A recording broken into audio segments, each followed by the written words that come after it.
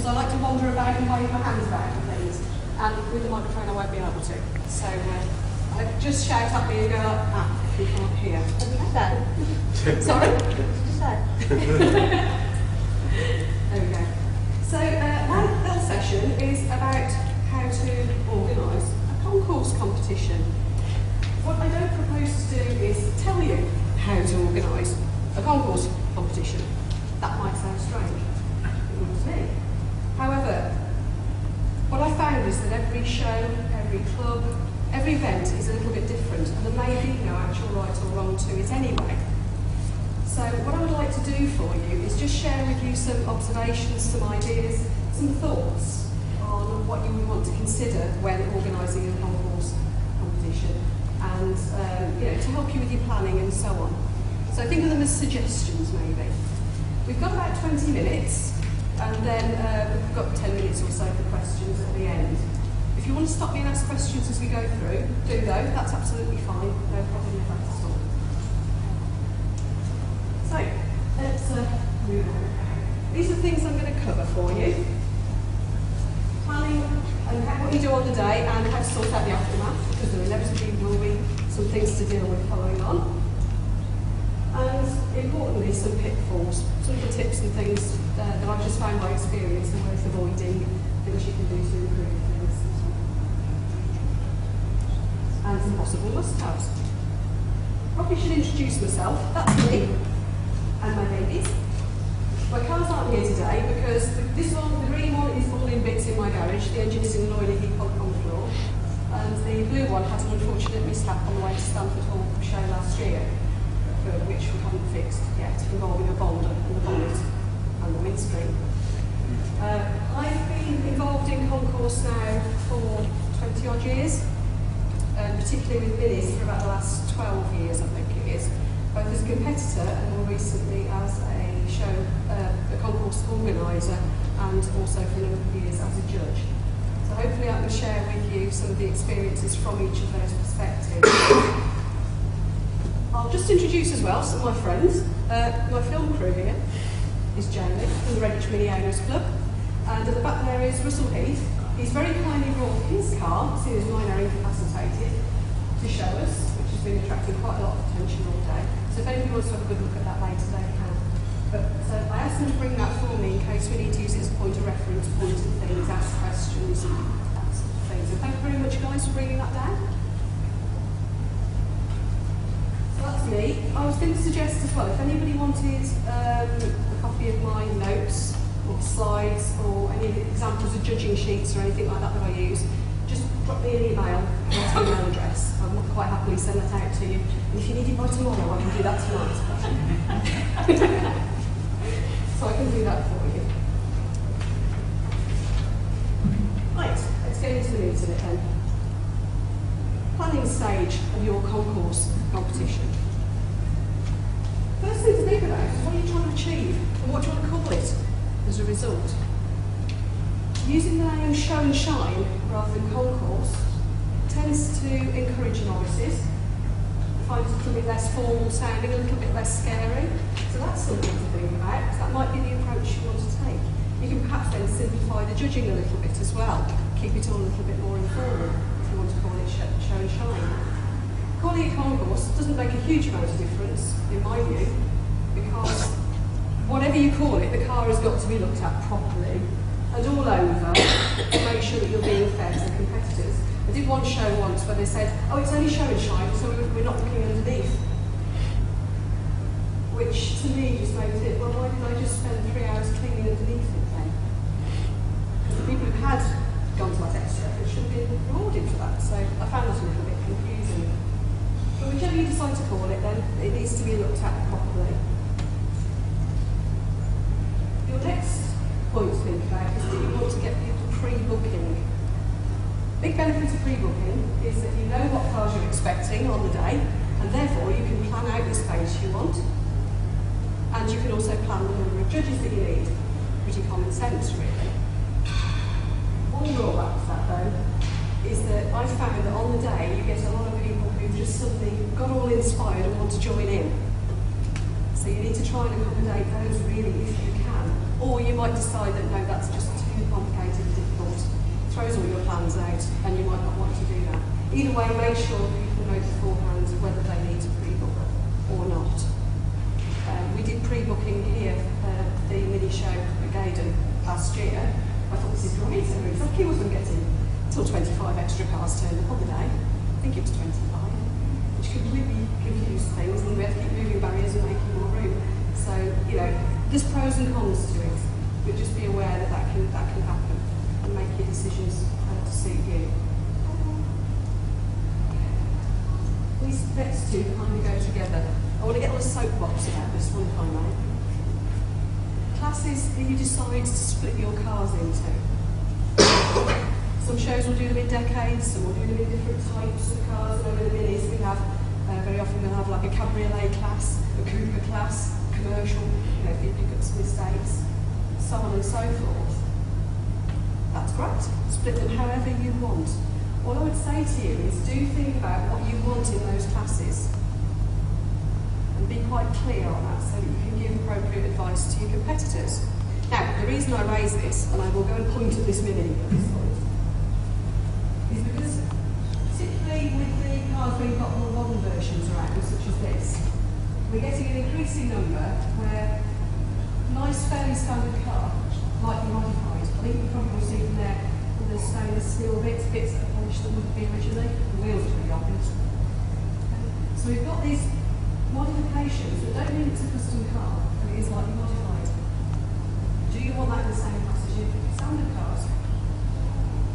That's up to you. But what I would say to you is be absolutely clear, because we've had incidents recently where one show in particular we go to, and my car's about modified as that as well, so I suffer from this one. And we don't know which class to enter, because it depends on the judge for the class, and we don't know which judge it's going to be, as to whether they mind modifications on that car or not. So what happens is everybody enters the modified class just in case. So your modified class has got like about 30 cars in it, and the other classes have got 2, which is nuts. Other shows that we go to, we know the standard class means standard, therefore that would have to go in the modified class. Or the two lots are in together and they would be judged on their merits, and it doesn't matter whether they're slightly modified or not. Whichever you decide to do is completely up to you. All I would say to you is be absolutely clear and make sure that your judges all know exactly what the decision is on that, so they're all doing the same thing. That way, if your competitor rings up and says, look, I've got a few extra shiny bits, what class should I go in? You'll know what to tell them, and your judges will be working to that basis. So there we go, that was my little soapbox. Most of the shows we go to, they're beautifully organised, and that isn't an issue. But we've come across it as a couple, and I can see it's very well worth avoiding, because it does cause a lot of heartache. The thing I was going to scare you with was the judging sheet that we use.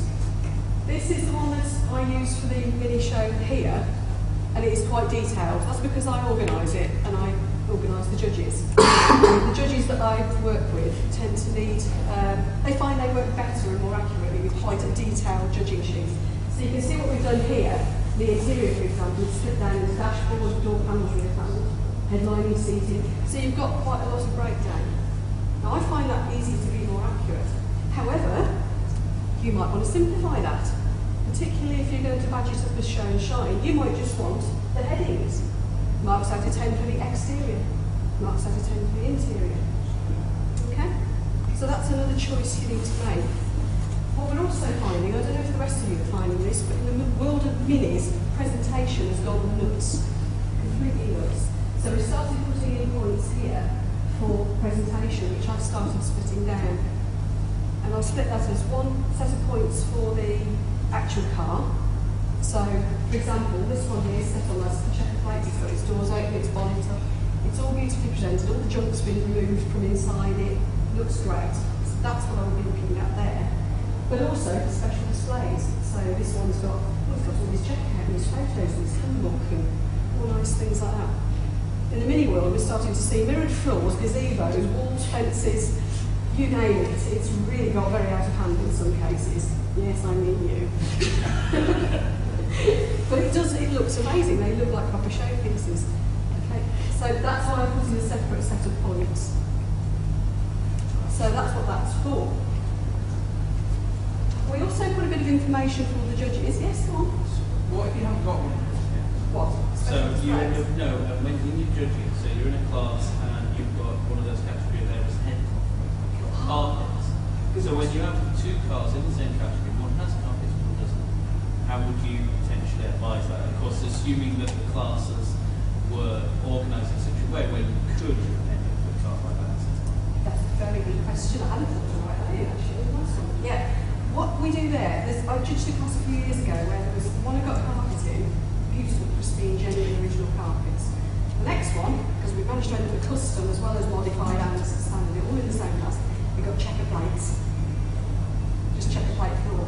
So I judged how shiny the checker plate was. And my show car is a cabriolet, no headlining. So the judges tend to look at the roof itself, obviously the fabric, not the spars inside, how clean they are. So you find something equivalent to judging instead. That's what I would suggest. Because otherwise you can have cars missing points. Yes? Do you show the judging sheet with the entrance beforehand so they know? Exactly. That was one thing I was going to come on to actually. Yeah, hold that thought. The other bits of information we give them, and it's because we're giving them the judging sheet before, is a bit of basic information so that they know what to expect, what time the judge is coming round, that sort of thing. Asking them to stay with the car all is accessible. You can't judge the car's with route if it's shut and locked, can you? So all that sort of information for them. The latest thing as well is, and I'm starting to put this on forms for this year, is all these hazards of if you've got a car jacked up with all the wheels off. That's a bit of a trend that shows lately. In my case, and I know in Russell's case, that's just for cleaning them and putting them back on purposes. But a lot of cars are getting jacked up, put on axle stands and left that way for display purposes. And there's a lot of, obviously that's a pretty, that's how I do it. So clean and steamy. Yes, those are my legs. So we've started including a bit of information about, if you jack your car up on site, you're taking responsibility for it. Number of judges, I would say, you always need more than you think. Have a couple in reserve. Simple as that. Information for competitors, which brings me back to your question. Yes, I mean, what most of the mini shows that we're involved in do is that when you go and sign in as a competitor, they give you the judging sheets and then you leave it with your car and the judge collects it when they come round. And that means your competitor can actually have a good look and see what they're going to be judged against and use it as a bit of a checklist. So yes, absolutely, I would let them see it beforehand. I personally found that good when I'm competing. That's what I would do. Prizes. This is an observation that I've made that definitely works. If you want to encourage lots of people to enter, take your prizes down at least a third. If you can, do some spot prizes, best engine bay, best interior, that sort of stuff as well. Because the more chances people have got of winning something, the more entrants you will get, and it will encourage novices. So that's definitely worth doing as well. The ones where you only get first and second, I've noticed the numbers are dropping quite badly at those shows. And asking around, that seems to be the motivation from the owners. On your day, you're going to need a few things. Marshalling, I would suggest that you're going to need at least a couple of people to make sure the competitors are parked up where they need to be. You'll find you'll be rushed off your feet if you're organising the things, so it might be best if you're not one of those yourself, but you might be. Layout, this current trend for big fancy displays like floors and fences and gazebos, or even just nice displays of trophies and stuff around them like this, then you're going to want to allow a good bit of space for each of the cars. We've found recently that everyone wants to have the doors open, so you've got to allow space for people to walk safely between them, so make sure you allow plenty of space per car. Access times. Competitors like to be in at some stupid time in the morning. Yes, we have all been outside a concourse area at 6 o'clock in the morning wondering why we can't get in and ended up with a bucket sponge in the road outside. So the sooner you can let your competitors in, the happier they'll be. You'll get someone to stay the night before as well. Some events can accommodate. Timings, just make sure you get your judging sheets in an hour before the actual results go out, because you're going to want to check that they've been added up right and that you're all ready to go and it's not all highly pressurised. So if you can get them in at least an hour before, you'll find that'll take a lot of pressure off you. And up ultimately you're going to need somebody to oversee it all and make sure it's all going according to plan, actually on the day. That may well be yourself or somebody you've allocated it to. But what I've found is that whoever's doing that needs probably to not be involved in anything else. They can be the person that adds up the school sheets afterwards, but it gets too much if you try to do 3 or 4 jobs at once. So you need one person who's going to head up to you, just looking at the whole thing. And the aftermath. As a competitor, I found it massively useful to have the judging sheets back, because it told me where to focus my efforts, and I was very surprised to find where I was losing points. It wasn't where I thought I was. So it helped me to focus my efforts an awful lot. So again, something to think about, how do you let them have their judging sheets? If you want to avoid people hunting down the judge and having a row straight after the event, you could get them to send you a stamped addressed envelope and then send the judging sheets out to them afterwards. If you want to avoid that work, you could just give them out on the day after the results have gone out. I have to say, it's not very often somebody hunts down a judge and has an argument. So it's a bit of a calculated risk. It doesn't happen very often. But you've got those choices to make. With getting the results and some photos out to the press as well, so if whatever make of car it is, if you've got like a dedicated magazine, like we've got Mini World and Mini Magazine, we tend to send the results out to them with some photos. It's good for the credibility of the show, and the owners love the extra bit of kudos of seeing their name in print. So that's really good to do. So that's it. Just go boom on the board at that one, if you would. Those are bits I wanted to share with you. I don't think there's anything else in particular. I mean, the key thing really is planning well ahead and knowing that those are the things to consider. Does anybody have any questions? Yes. Struggle with manpower, getting enough judges. Yes. Yeah, judging's a bit of a thankless task. Not everybody wants to do it. So we can't get anyone to help out. I can get myself and 2 other people. yeah. We've got to a stage now where we've got so many cars coming into the competition, we just can't cope. Yeah, it's a real pain. I mean, I've just managed to persuade these 2 to help with the judging for. They didn't take much persuading, I have to say, for the judging for the mini show here next year. I've got a little group of friends who I know I can rely on, and if I ask them, they will turn out if they can at all. They're brilliant, and they're all very seasoned concourses themselves, so that's good. But yes, it is difficult. It is a bit of a thankless task. I keep trying to rope my other half into it, and he won't. He wouldn't if I paid him. So it's a difficult one. All I can say is look at when you get judges, look after them, make them feel appreciated, and make sure they really know what they're doing, because then you'll encourage them to keep doing it. But yeah, good luck. Any more questions? How much does it cost to enter your concourse? Right, some are free. That is how to get big numbers, folks. Make your concourse entry free. Others are £2 or £3. I think the British People are £3 now, something like that.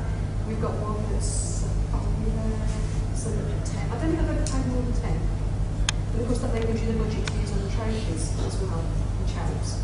Although you can get sponsors in. Our concourse in the raffle section is the only revenue stream we have every year. Right. So it's important to us. It is, yeah. So getting more people in is Well, those are your big tips. Get your trophies down to at least third place. Do some extra spot prizes as well, because people think they've got more chances of winning stuff they'll more likely to join in. Stick a novice class in as well. That went an absolute storm here last year. That's where all those extra people I wasn't expecting came from. Novice classes. And you've constantly got new people that you're encouraging in. Sponsors is a big thing now. You can get the polished people, the guys and auto you do very well out of it. So you get sponsors involved, that will help with any of the costs. But keep it as cheap as you can, because otherwise you won't get your novices in. It's a difficult balance. Less than a fiver really is what we tend to go for. Any more questions? Only a couple of observations. Yes. In the past, what I've noticed on the difference between the show and shine and the concourse was the show and shine didn't have to be perfect cars. There could be people and cars that people use on a day-to-day basis, and what was how clean they are, Yes. not necessarily about how perfect they are in that way. You know what I mean? The fact that they might have a little bit of rust on the tail again, but the fact that that rust is clean. To be honest, when we call it concourse or show and shine, we welcome the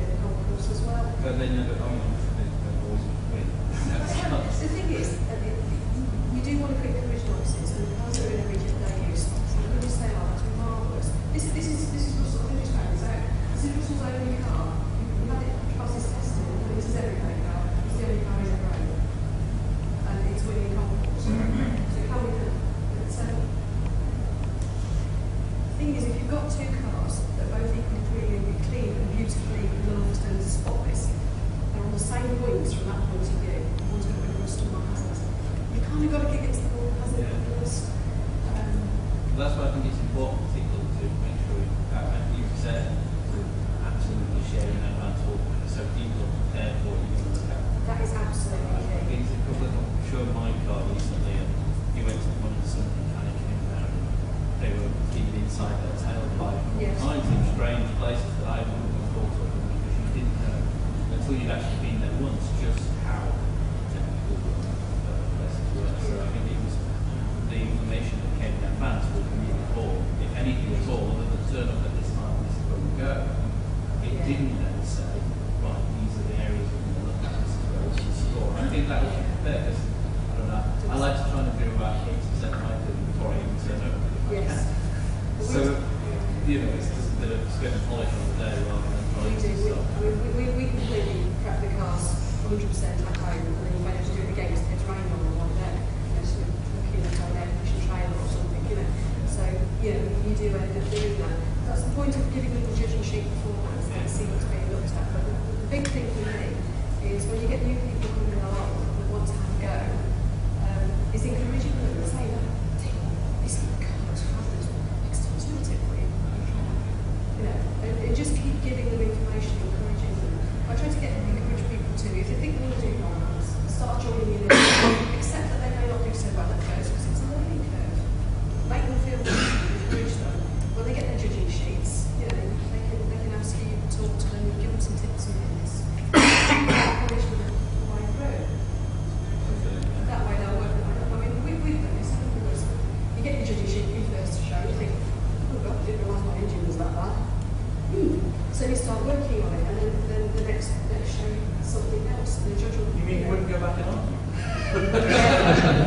What? Even if We'd be looking at the same engine. one judge actually slowed me down on not having the jack and everything in the boot, and it was. I didn't even argue with that. Because at the end of the day, being a judge, you say it's difficult to get people to do judging. It is a really thankless task. I know an awful lot of people who wouldn't do it for the world, and so you can't criticise. You just have to take it on the chin, and sometimes that happens because they're doing their best, and it is quite pressurised. So never argue with judges. That's one of the some now, but that's different. Yes. Going back to the judging, is there such a thing as a formal qualification or course in judging? Because the biggest problem we have in our club is inconsistency in one week to the next. It's very, very difficult. That's why I tend to use that very detailed judging sheet. That helps, but the real problem is that human beings and we all have slightly different opinions. What you need to try and get judges to take out of it, and every sensible judge will, is personal opinion.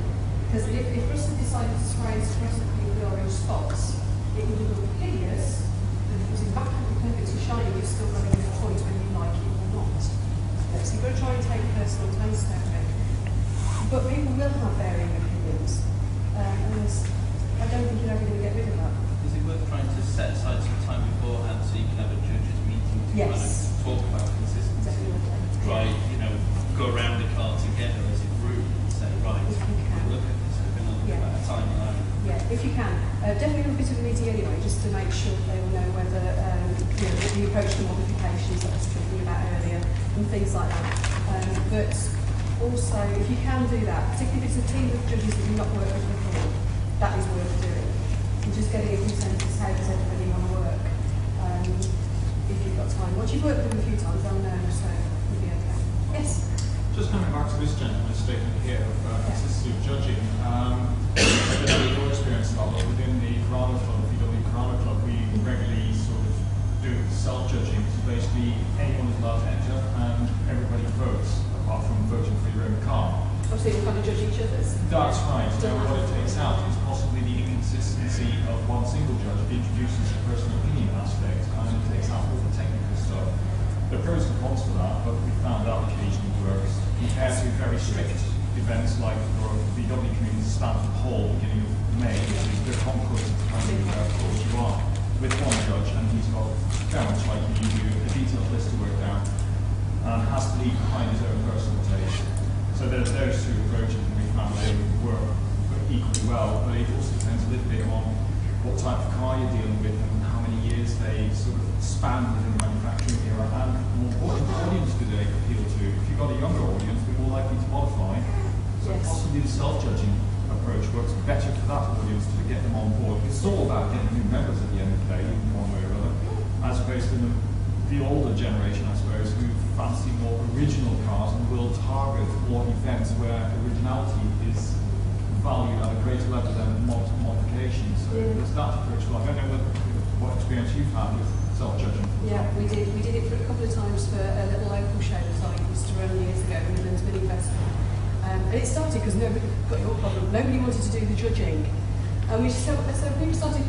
So we advertised it as it was very low key. We were making a big joke of it. Show and shine. We can't be bothered to judge it. You're not going to judge yourselves. And that's how we marketed it. People thought, oh, well, who will come along to that? And they did. They all had a little form. At 12 o'clock, they knew that they all stopped polishing. They'd all go and judge each other's cars. And I had several really serious Concours competitors turn up. And I thought, oh goodness, do they realise what this is? I mean, you guys all know the name, Sandra Britton and what's his name? What do they call it? Barry Court. Yeah, very serious Concours competitors. And they said, no, it sounded real good fun. That's why we've come actually. The only drawback was, and we had the same problem with this when the show attendees had a vote instead, like people's vote. Whoever's got the most mates there, Marjorie, that's your only drawback. So I wouldn't suggest, if you're badging it up as a proper concourse, I wouldn't suggest doing that. But if you want it to be real fun, and you're badging it up as show and shine, it's a great alternative. And it might solve your judging problem. Yeah, we did try that for a few years. People hated it. Did they? Well, so we're split Depends up. on your audience, some will go for it, some won't. Yeah, well, we're split up into 32 regions, and the biggest region always brings the biggest group of people with them, and that's how they vote for their mates.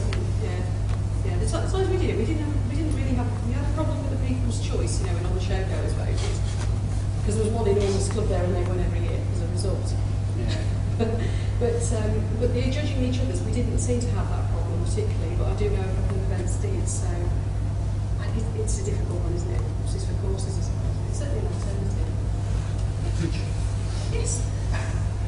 In your experience, what's the top 3 gripes of people entering their cars?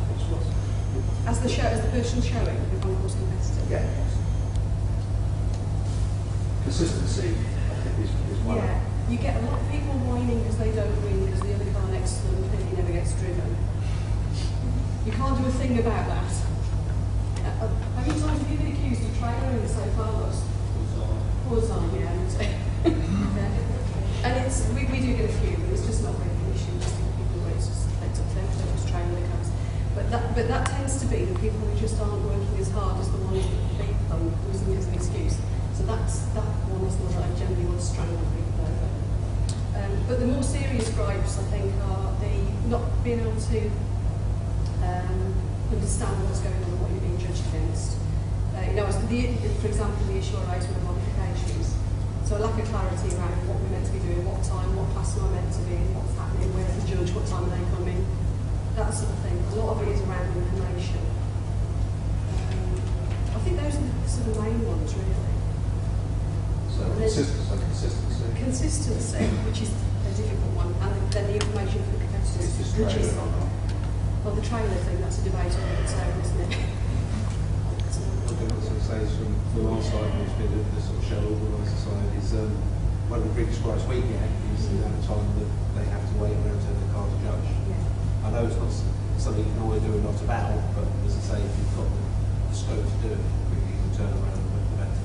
Yeah. Some of the judges have started carrying stopwatches and things with there, so they start and say, right, I know I've got 15 cars, I've got an hour to judge, that means I've got 7 minutes per car, and it means that they equally spend as much time on one car that they do the next, and don't get chatting to the owner or because that's a bit of a protocol thing. Does the judge talk? Because some don't talk, do they? They just you stand back and they look at your car and they walk away.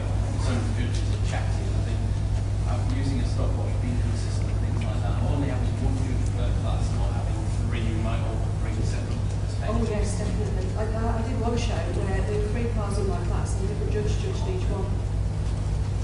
Oh, that's never going to work, is it? if you've got a team of judges, they need to do a class each, because if one judge is a bit meaner and scores a bit harder than the others, it doesn't matter, because that whole class has been judged the same.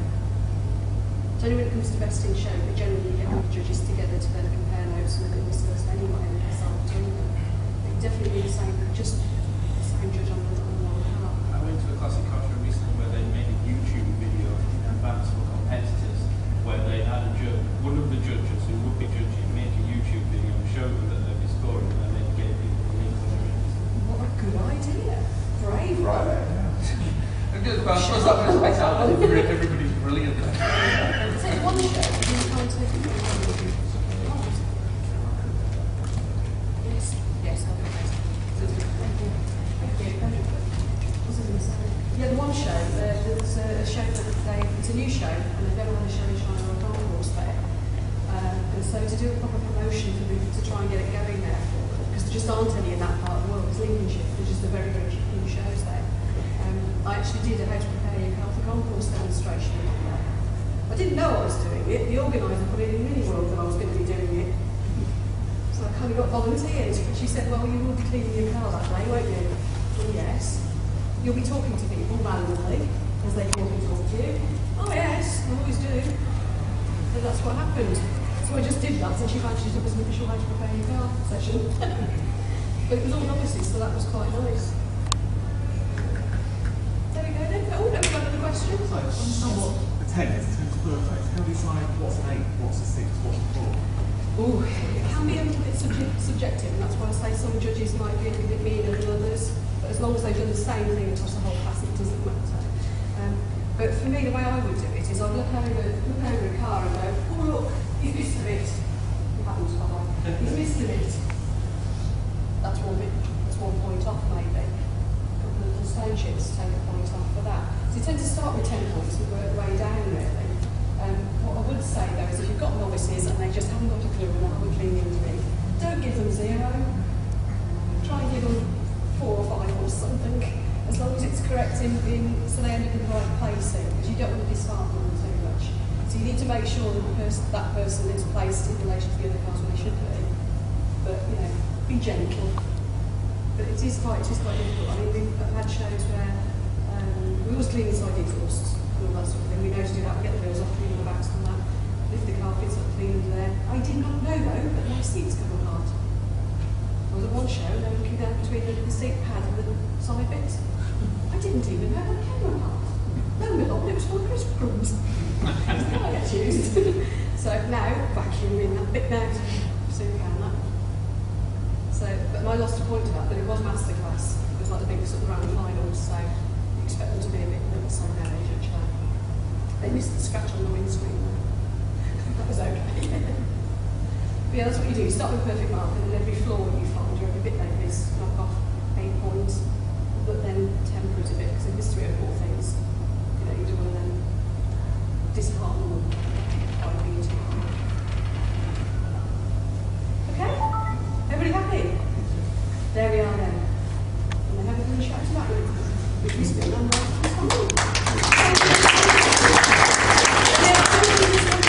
copy of my notes if you think it might be helpful, or a copy of that judging sheet as an example. Just drop me an email, and I'll jump on that straight away. Get that out.